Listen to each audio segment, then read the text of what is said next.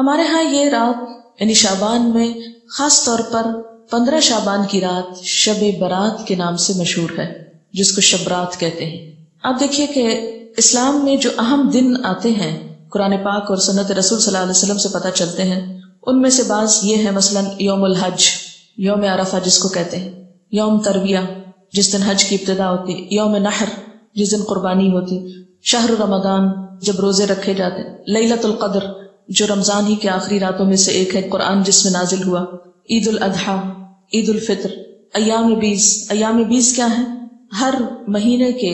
13، 14 اور 15، یعنی ایک 14ویں سے پہلے کی رات اور ایک 14ویں کے بعد کی رات۔ ان کے جو دن ہیں یعنی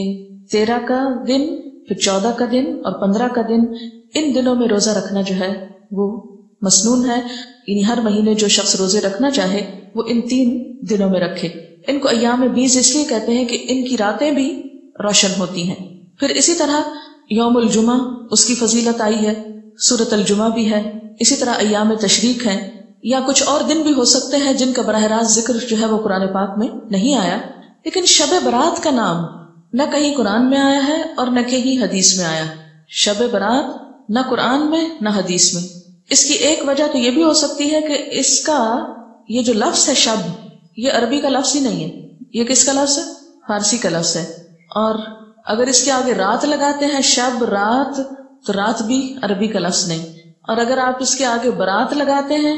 شب برات، تو برات بھی عربی کا لفظ نہیں، یہ شاید سنسکرت کا لفظ ہے جو شادی میں برات آتی ہے۔ بعض لوگ یہ کہتے ہیں کہ اس کا نام شب براءت ہے، براءت کہتے ہیں بیزاری کو، جیسے سورۃ توبہ کے شروع میں آپ نے پڑھا براءۃ من اللہ ورسولہ،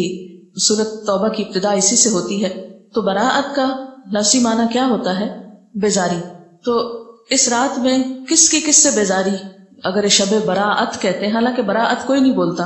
تو یہ اپنی ترکیب کے اعتبار سے بھی کوئی اسلامی ترکیب نہیں ہے، اور نہ ہی کوئی اسلامی اعتبار سے اس کی کوئی فضیلت یا اہمیت یا حقیقت بنتی ہے۔ شب برات جو ہے یا شب رات جو ہے ہمارے ہاں عام طور پر باقاعدہ جشن کی شکل میں منائی جاتی ہے، حالانکہ اسلام میں جشن کے دن صرف 2 ہیں، عید الفطر اور عید الاضحیٰ۔ حضرت انس رضی اللہ تعالیٰ عنہ سے روایت ہے کہ جب رسول اللہ صلی اللہ علیہ وسلم مدینہ منورہ آئے تو ان کے ہاں 2 دن تھے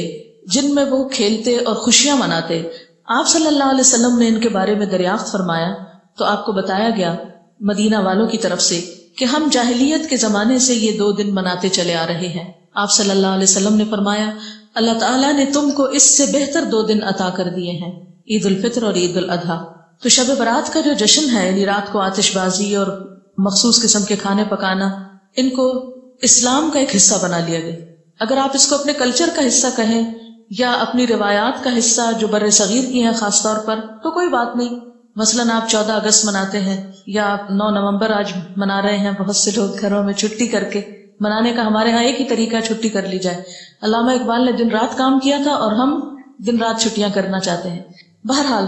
تو وہ آپ کا کیا ہے، ایک لوکل کلچر ہے، اس کا اسلام سے کوئی تعلق نہیں، یعنی 9 نومبر کا اسلام سے کوئی تعلق نہیں۔ اسی طرح اگر آپ 15 کو آتش بازی کرتے ہیں یا حلوہ پکاتے ہیں تو وہ آپ کا لوکل کلچر تو ہو سکتا ہے، اس کا اسلام سے کوئی تعلق نہیں، کیونکہ اس کے بارے میں نہ کوئی تعلیم قرآن پاک سے ہم کو ملتی ہے اور نہ ہی نبی صلی اللہ علیہ وسلم کی سنت سے۔ مثلاً اس رات میں کیا ہوتا ہے، حلوہ پکایا جاتا ہے اور دوسروں کو کھلایا جاتا ہے، مردوں کی فاتحہ دلائی جاتی ہے، چراغاں کیا جاتا ہے، کینڈلز وغیرہ لوگ چھتوں پر جلاتے ہیں، اور اب اس کی جگہ